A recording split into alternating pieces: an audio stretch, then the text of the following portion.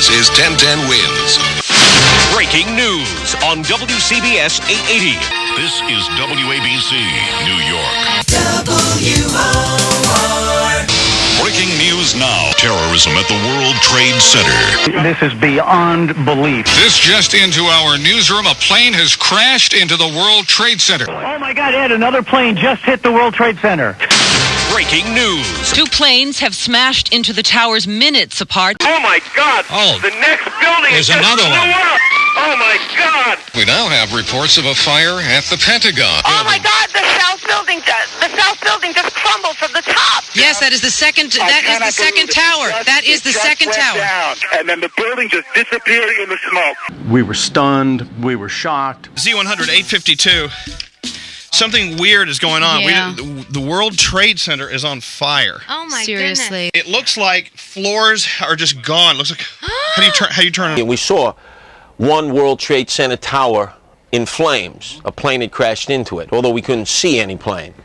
But then I start kicking in with Ron that, hey, this could be an act of terrorism, and he chides me. He says, wait a second, you remember Timothy McVeigh, you remember Murtaugh, you remember the first reports, a swarthy Middle Eastern type, meantime was a corn-fed, white, all-American, blonde-head, blue-eyed devil who did it from the heartland of America. I said, no, Ron. I said, I have a street reaction that this is a terrorist attack. Don't jump to conclusion. Even some of the suits were getting a little nervous. We see the airline coming, and Ron himself yells, oh no, oh my God, because Ron himself is like paralyzed by what he sees. I'm sort of like numbed. I think the best way to describe it is surrealistic. As I look back on it now, it was almost like an out-of-body experience. There's no way to be prepared for a story like that. This is 1010 Wins. You give us 22 minutes, we'll give you the world. As hard as they tried to distance themselves from the news and not be the news, their emotions were really on their sleeves, and that's good radio. It's natural. Breaking news now on 1010 Wins.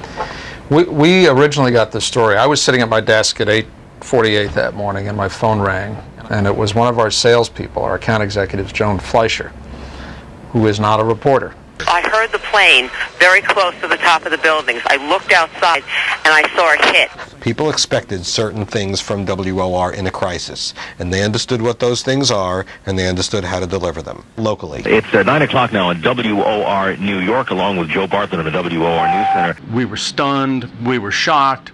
But we realized we had to get going. After the second plane hit, everything was shut down. You couldn't get in or out of the city.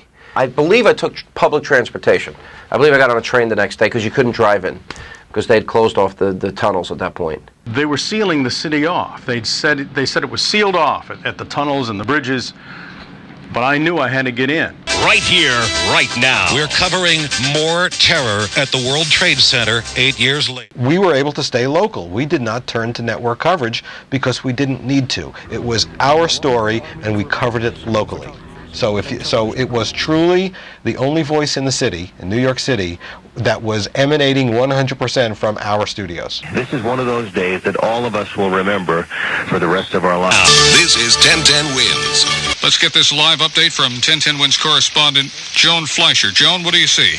Well, I'm standing on the top of my roof, and I'm looking at the World Trade Center, and there's a huge hole in it, and there's a fire in the building. It was the story of a lifetime. I mean, I'm a news guy, and it's the biggest news story in the last 50 years. This is George Wimber in the WABC newsroom with a live special report. There has been either an explosion or some kind of accident at the South Tower of the World Trade Center in downtown Manhattan.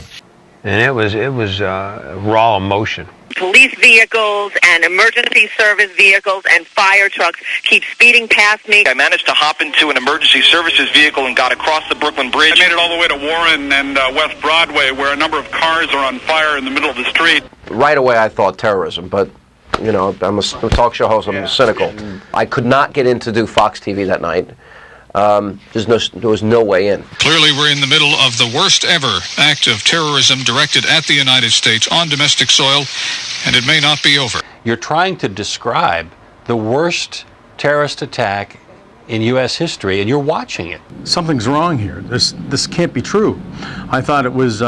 I really thought it was one of those Howard Stern listeners who'd called us up and faked us out, you know? So I was about to call the radio station and say, did you check this out? And then they said, we can see it, because from our air studios, you could look right down there and see the towers and see the smoke. This is what happened, Tom? What do you know? I mean, all I know is that apparently a plane, I've heard Channel 2 describe it as it looked like someone was driving, a drunk driver driving a car, flew into the building.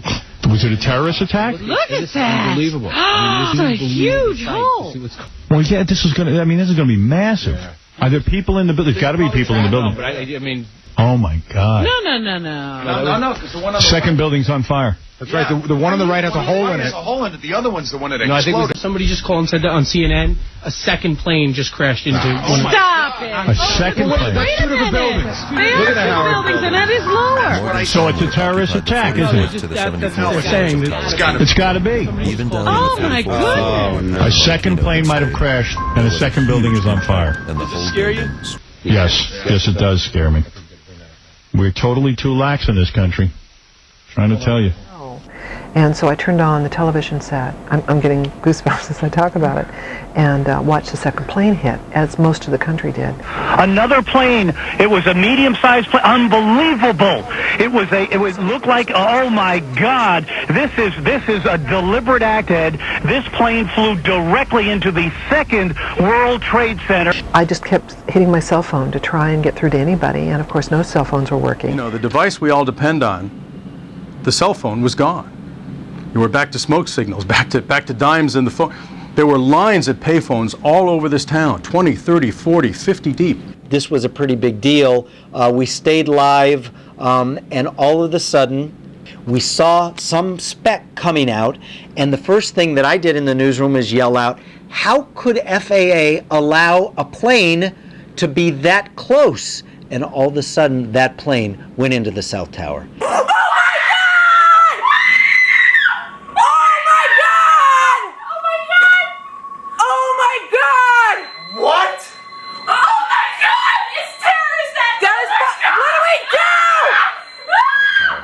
And we immediately yelled into the studio, look southbound. Jeff looked southbound and began describing the scene that I saw at that point. It's exploding right now, Tommy. We're seeing another Apparently plane. that was another plane. When that second plane flew into the building and you saw it come across the screen, you just went, oh my God, how can this be happening? But it was the ultimate day to remember, obviously. The latest update from WABC Radio News. Plane just flew in. I feel the heat. The explosion is incredible. Oh my God. Another plane as we were watching. I don't believe this. The second tower has exploded from about the 20 stories below in a gargantuan explosion. Oh my God, I don't believe it! Breaking news now on 1010 Wins. Interrupting John for just a moment. Now we have unconfirmed reports there has been an explosion. There is a fire at the Pentagon here in Washington. All right, we've got Neil Augenstein, who we've been trying to bring up this morning. Neil, are you... can you tell us what you see at the Pentagon now? Mike, can you hear me? Mike? Yes, I can. Neil Augenstein, you're live on the air. Tell us what you see at the Pentagon. Okay, I'm standing right on, 395, right by the Boundary Channel Drive exit, looking across to the Pentagon, seeing heavy smoke. I'm on the highway on my cell phone. I just watched a plane crash near the Pentagon. I was on with the press secretary of Congressman John Sununu, and while I was on the phone with her, I saw the plane crash right before my eyes. Smoke is billowing all around this area.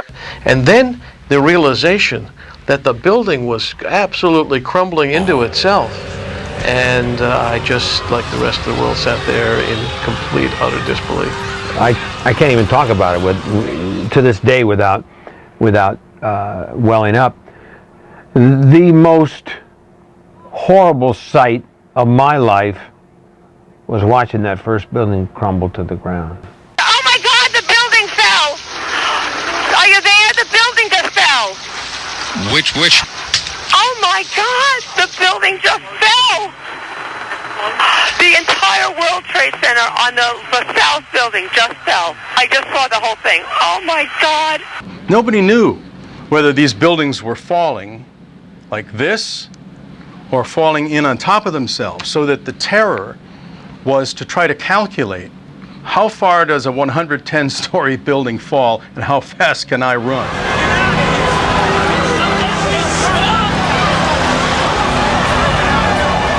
I saw the tower go down, and I'm standing there feeling helpless, wanting to cry, and also wanting to be strong and do something. It was so chilling that our anchor at the time, Lee Harris, as objective as he tried to be, as journalistic as he tried to be, the anguish in his voice was unmistakable. A situation that started bad just gets worse and worse and worse. The World Trade Center, South Tower, which was hit by a plane and wrecked by an explosion approximately an hour ago, has totally collapsed. This is WABC, New York. A large plane crashes in western Pennsylvania. If this is indeed connected to what has happened here this morning, it is quite clear that the United States is under attack. Our reporters arrived right before the second tower was hit, and we were scared to death that we were going to lose one of them. And then when that second tower came down and we lost all communication with our reporters, as a general manager of the radio station, I had this excruciating pain in my stomach that I had sent some of my own people to their death. And it was frightening. This is 1010 Wins. As I look out, it looks as though the building is going. Is that the building going down? Is that the second building of the World Trade Center going? It is an incredible sight. People around me are taking a look. I cannot even describe it. It is one of those rare moments where you just can't describe it. It looked as though it was a puff of cloud, almost like a firework explosion of cloud. No noise with it. And then all of a sudden, I just blinked my eyes. I looked back. I might have heard the people in the background going, "Oh my God!" And the second building appears to have gone down. Yes, you're absolutely right, Ben. That is the second building that has gone down. I can hear you. The rest of the world hears you. And the people who knock these buildings down will hear all of us soon. I think it's like the day that time stood still. I think everybody from now on that lived through that will put that mark, that time, and that date, 9/11, on their mental calendar, and they'll never forget that day. Because things changed from then on. It's just not the same. It's really not. This is done on purpose, because someone came in and said, "Well, maybe the pilot had a heart attack," and I said, "Well, the pilot's always got a co-pilot. Those buildings are too big. You can miss them if you want to. Someone did this on purpose, but you don't think about it. You're waiting to hear you're watching TV, you're waiting to hear everything that happens, and you see the second plane come around the corner.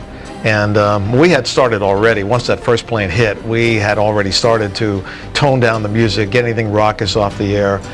We pulled a lot of the raucous jingles off the air to kind of just tone everything down. We obviously took off anything that had to do with death, disaster in a song, flying, leaving on a jet plane. That all went away, and I know there's some people, I read some stories, some people complained about that, but you know what? If that's all you have to do is sit around and complain about something like that when 3,000 or more people have died in a tragic disaster, then you got to get a life.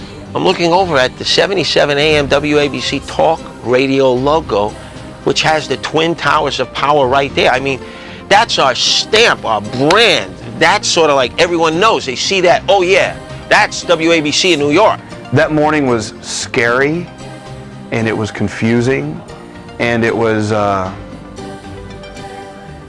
just mind-blowing. This is 1010 Wins. The beginning, it was a regular news story because we saw it on television during a regular traffic report. And while we were watching the video of the first plane, we're now watching television and we see the second plane go in. And it was so surreal because when you're watching it on TV, it doesn't feel like it's in your town. And then you realize, that first night when I drove home to New Jersey was the first time I saw the skyline wasn't the same. And it was incredibly eerie. It was just incredible. We sit there and play 10 songs in a row, and we do wacky contests, and we have fun with listeners, but we've never really thought seriously about how we can change the world with our radio station, and we did. It was just awesome. You know, the stories were touching. The city rallied like no other city would rally. And it was probably the most unified I've ever seen the city. I'm homegrown, I'm a Brooklyn boy. And I have never seen the city so unified. And we still get email from people thanking us for our help, and we still get email from people saying they don't know how they could get through all of that without Z100. I'm thinking, without a radio station? It's a radio station. It's number 600 on your list of important things, and they said that they couldn't do it without us. And I'm glad I do what I do for a living now. It makes me really proud to be working in this business. The easiest way to get around the city is to take the train. So I go into the subway, and I'm sitting on a train, and 2 firefighters walk onto the train, and the place stood up and applauded them. And it was this moment, tears in everybody's eyes, and that's what the city was like. It was just absolutely amazing. That police and firefighters and emergency service people were just elevated to a level that you'd never seen before. They were the real heroes. Somebody on day 2 came over and said, "We need you down at Ground Zero, are you willing to go?" And I said, "Yeah, I am," because I thought, how am I going to help people unless I know what they're feeling? And the first people I ran into were the Salvation Army, and they just put me to work. And it turns out that I have organizational skills that I didn't know I had. So, I mean, all I wanted to do was help. I just wanted to do something, which I think a lot of people felt. This is a monument to our people. It's a church at Ground Zero, with all of the fire persons and the policemen who are actually the heroes in this war. And let us celebrate the great humanness of radio, which picked up the ball after television showed us where it was. To this day, months after 9/11, when you see fire trucks screeching down the streets, American flags flying in full furl on the trucks, and people applauding as the trucks go by. Here we are at Ground Zero. It's an amazing feeling. It feels so much different than it looks. And in life, you can't explain something like this. You have to experience it. We were basically holding the hands of New Yorkers, and oftentimes they couldn't get through the call without crying. We couldn't get through the call without crying, and he told us a story that he worked near the Meadowlands in New Jersey, and he took a shortcut through a parking lot where there was a New Jersey Transit park and ride lot. And as he went through the parking lot, he noticed many women sitting by cars or on the hoods of cars or parked in cars in that parking lot, and it was along about 7 o'clock in the evening. They were there waiting to see if their husbands came home from the World Trade Center that day. It was a week I will never ever forget, obviously. We're using television to show radio. On the morning of 9/11, radio showed us television. And we have that common bond, although it's a reversal of roles. And I would like to think most of the healing is taking place on radio because of the nature of what we do, which is intimacy. And the word says it all. Into-me-see. Intimacy. The hallmark of talk radio. The past few minutes could only scratch the surface of a day no American will ever forget. God bless you for all that you have done and all that you continue to do. And may God bless America. America.